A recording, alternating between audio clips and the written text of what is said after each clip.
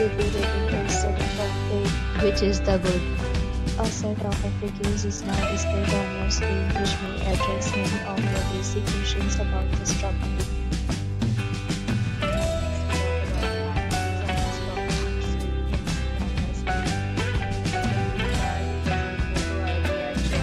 The property accepts major credit cards and reserves the right to temporarily hold an amount prior to arrival.